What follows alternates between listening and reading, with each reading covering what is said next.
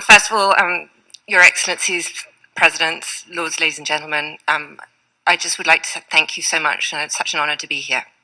Um, I'm here representing civil society.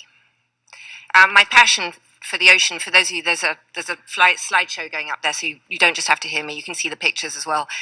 Started when I was a little girl. I grew up watching Jacques Cousteau on TV and became mesmerized with the oceans. It led to me becoming a deep worker submersible pilot.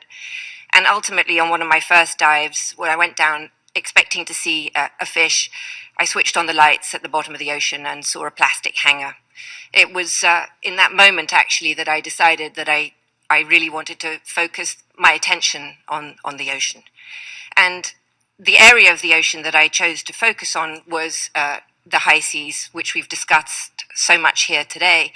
But for those of you who don't know, it represents 45% of our planet. And by the way, that 45% of the planet belongs to each and every one of you here, because it is our global commons. Under UNCLOS, it is ours. It belongs to each and every one of us, and the assets belong to us too. And I didn't know that when I started the history. The history of this started in 533 AD under Emperor Justinius, whips through the Magna Carta. Of course, I have to give a nod to England, and then ends up in 1982 at the Law of the Sea Convention. This area, our commons, are under peril for many reasons. One of the areas that of interest that I'm sure many of you are aware of is the shrinking ice of the Arctic. This is an Arctic map, and you can see the little white bits, which are the high seas areas that will remain. The ice is melting, the Northern Passage is opening. This will just be one of the areas that need to be discussed and focused on in the time to come. What's the point of why should we really care about the ocean? So 90 million tons of fish caught a year, and about a third of the fish harvested are used to feed livestock. What that means is we're feeding that to our chickens so that they can taste more like fish. Unsustainable fishing practices, this is just an example of that, we're so clever as a species that we have advances in extractive technologies. This is a sort of map, if you or picture, if you will, of one of the largest fishing nets in the world that can contain 12 Boeing 747s, which is pretty big. The World Bank quotes, poor ocean management leads to approximately $50 billion in lost revenue annually. This is the actual tuna that was sold last year for $1.7 million.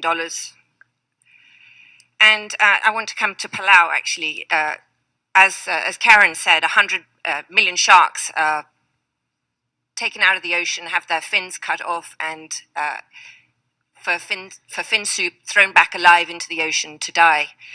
And Palau, very brilliantly, closed their waters to shark finning soup, to shark finning, and ultimately shark finning soup, and turned what was worth about $200 per fin into something worth $1.9 million over their lifetime, as the president said so rightly, through tourism. I raise this again because it's absolutely vital that the combination between the use of our oceans, not only for the various reasons that both David Miliband said and Karen and others, for the oxygen and the food, but also there has to be a link between industry and the people and the use of our planet, so that all these things combine together to make a sustainable ocean, because without money at the bottom and without it's not going to work. So I started the Terramar project, and the point of the Terramar project is to connect each and every one of us to our global oceans, to the high seas, because it does belong to you. We give you a passport, a daily online newspaper, an education platform, a government structure, and a way to connect to your oceans as you never have been able to before. Fish do not vote, but we do. And if we do, and we tell our politicians that we want the oceans to become sustainable, then the goal is to have every politician end up with a policy framework and a decision on how they treat the oceans, and hopefully that will be sustainable, because that is what we, the people, want.